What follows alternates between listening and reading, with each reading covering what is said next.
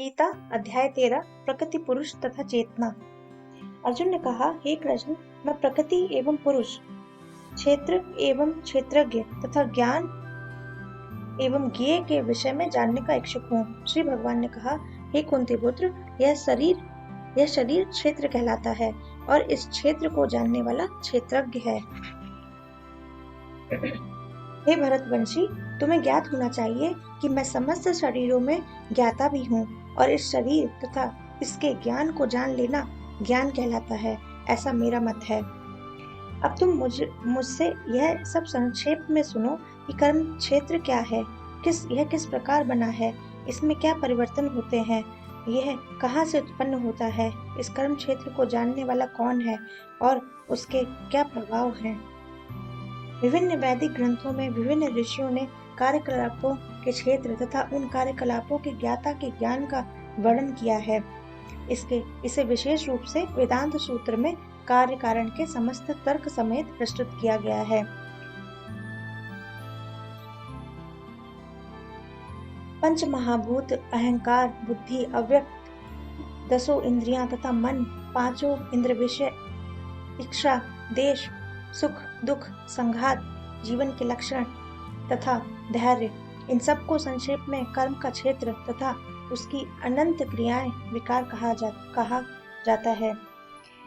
विनम्रता, दंभहीनता, अहिंसा, सहिष्णुता, सरलता, प्रामाणिक गुरु के पास जाना, पवित्रता, स्थिरता, आत्म संयम, इंद्रिय तृप्ति के विषय का परित्याग, अहंकार का अभाव, जन्म, मृत्यु, वृद्धावस्था तथा रोगों के दोषों की अनुभूति, वैराग्य, संतान, स्त्री, घर तथा अन्य वस्तुओं की ममता से मुक्ति, अच्छी तथा बुरी घटनाओं के प्रति संभाव, मेरे प्रति निरंतर अनन्य भक्ति, एकांत स्थान में रहने की इच्छा, जन समूह से लगाव, आत्म साक्षात्कार की महत्ता को स्वीकारना तथा परम सत्य की दार्शनिक खोज, इन सब को मैं ज्ञान घोषित करता हूँ और इसके अतिरिक्त जो भी है वह सब अज्ञान है।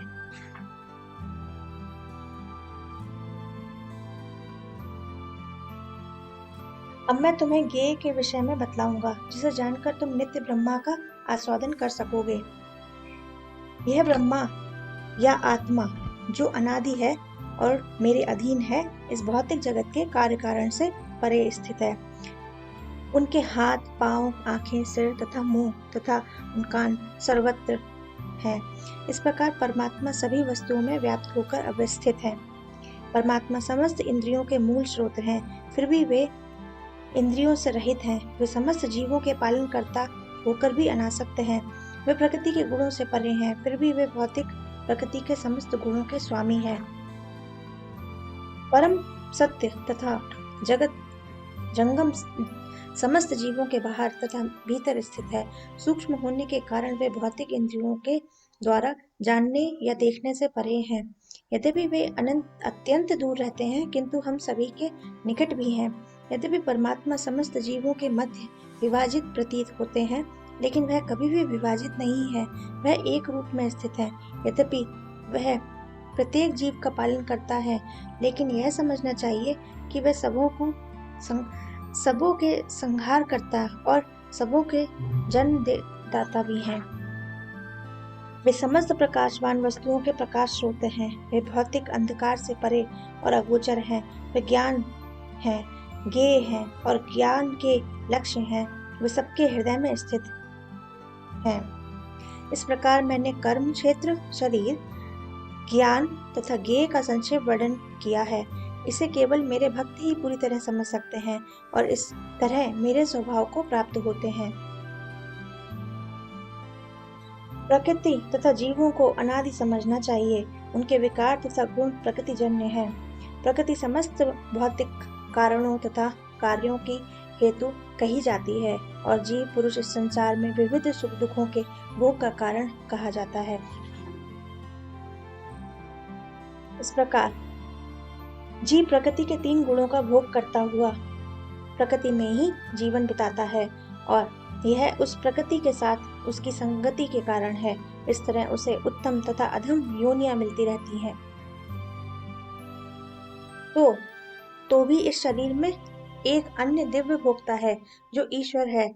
परम स्वामी है और साक्षी है और अनुमति देने वालों के रूप में विद्यमान है और जो परमात्मा कहलाता है।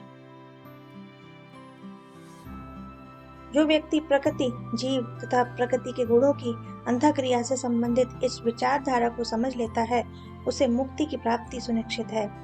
उसकी वर्तमान स्थिति चाहे जैसी भी हो, यहाँ पर उसका पुनर्जन्म नहीं होगा।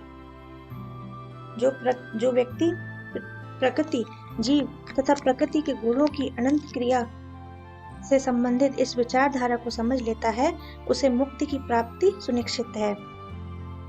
कुछ लोग परमात्मा को ध्यान के द्वारा अपने भीतर देखते हैं, जो लोग ज्ञान के अनुशीलन द्वारा, और कुछ ऐसे हैं जो निष्काम कर्मयोग द्वारा देखते हैं।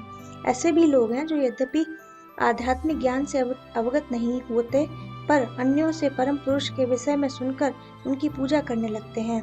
यह लोग भी प्रामाणिक पुरुषों से श्रवण करने की मनोवृत्ति होने के कारण जन्म तथा मृत्यु के पथ को पार कर जाते हैं।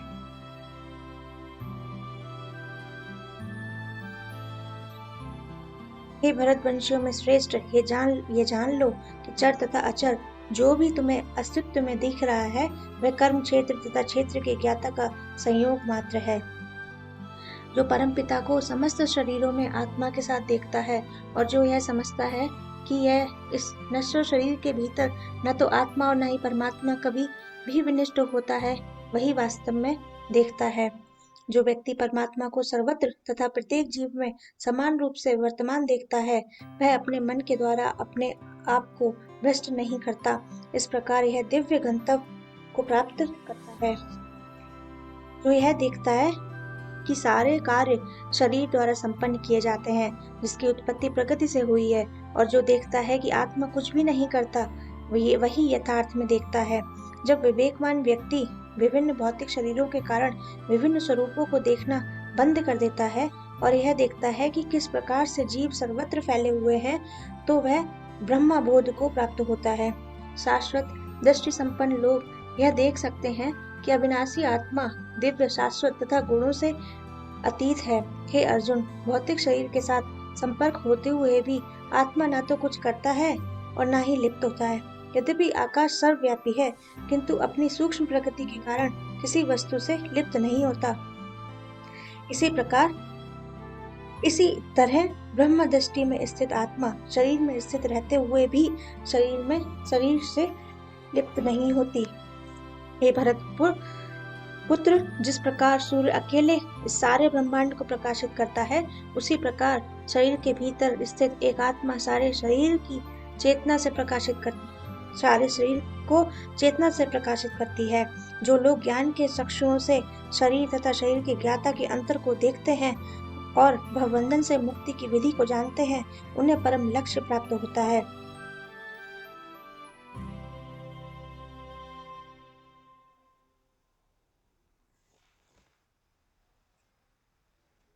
इति अध्याय 13 प्रकृति पुरुष तथा चेतना समाप्त।